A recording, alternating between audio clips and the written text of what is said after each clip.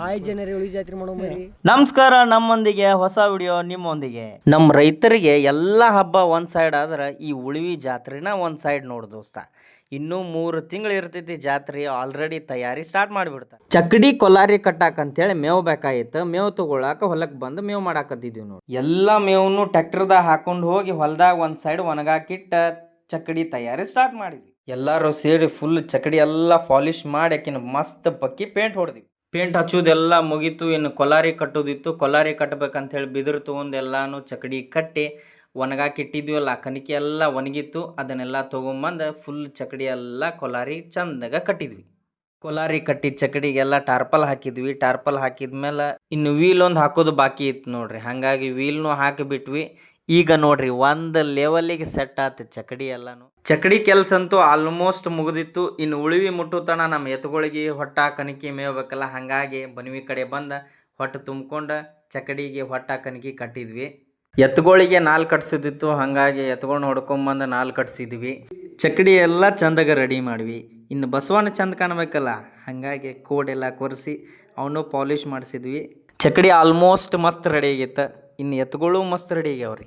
ಚಕ್ಕಡಿ ಇನ್ನೂ ಚಂದ ಕಾಣಬೇಕಲ್ಲ, ಹಾಗಾಗಿ ಒಂದು ಲೈಟಿಂಗ್ ಒಂದು ಮಾಡಿಸಿದ್ರೆ ಮಸ್ತ್ ಆಗತ್ತೆ ಅಂಥೇಳಿ ಇವರು ನಮ್ಮ ಮೇಸ್ತ್ರಿ ನೋಡ್ರಿ, ಸಂತೋಷಣ್ಣ ಅಂತೇಳಿ. ನಮ್ಮ ಸರ್ಕಲ್ ಒಳಗೆ ಆಲ್ಮೋಸ್ಟ್ ಎಲ್ಲ ಚಕ್ಕಡಿ ಹೋಗೋ ಟೈಮ್ಗೆ ಇವರ ರೀ ಲೈಟಿಂಗ್ ಮಾಡೋದು.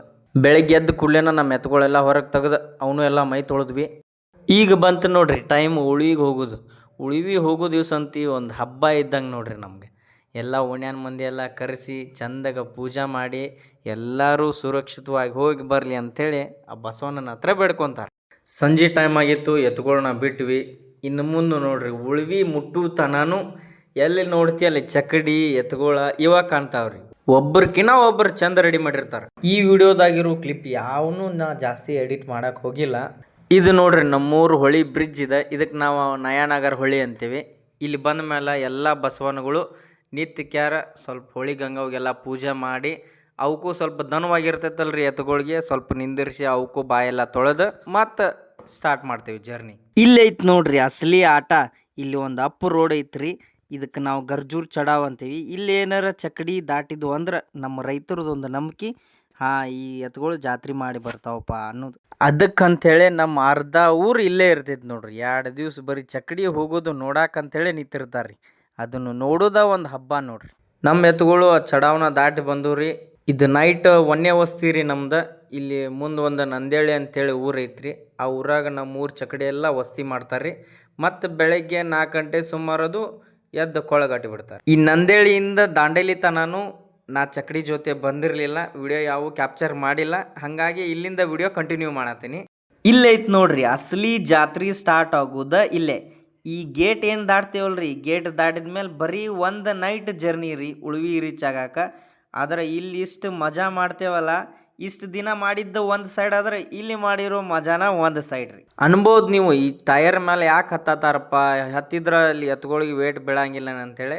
ವೇಟ್ ಬೀಳಂಗಿಲ್ಲ ರೀ, ಯಾಕಂದ್ರೆ ಇಲ್ಲೆಲ್ಲ ಫುಲ್ ಅಪ್ ಡೌನ್ ರೋಡ್ ಇರ್ತೈತಿ. ಹಾಗಾಗಿ ಅಪ್ ಇದ್ದಲ್ಲಿ ಅಷ್ಟೇ ಇಳಿತಾರೆ ರೀ.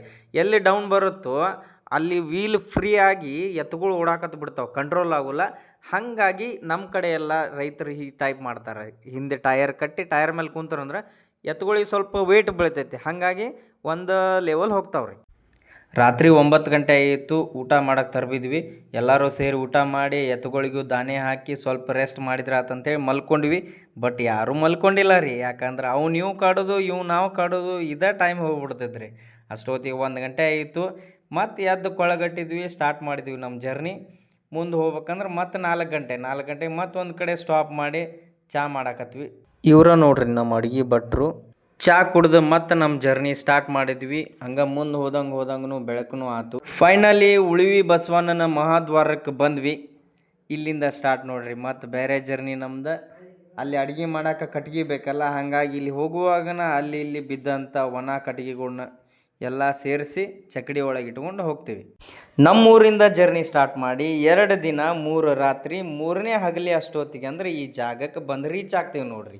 ಈ 3 ರಾತ್ರಿ 2 ಹಗಲಿ ಏನು ಜರ್ನಿ ಮಾಡ್ತೇವಲ್ರಿ, ಅದು ಒಂದು ಕ್ಷಣಕ್ಕೆ ರೀ. ಅದು ಯಾವ ಕ್ಷಣಪ್ಪ ಅಂದ್ರೆ ನಮ್ಮ ರೈತರ ಆರಾಧ್ಯ ದೈವ ಆದಂಥ ಉಳ್ವಿ ಬಸವಣ್ಣನ ತೇರು. ಈ ತೇರು ನೋಡೋದ ಒಂದು ಖುಷಿ.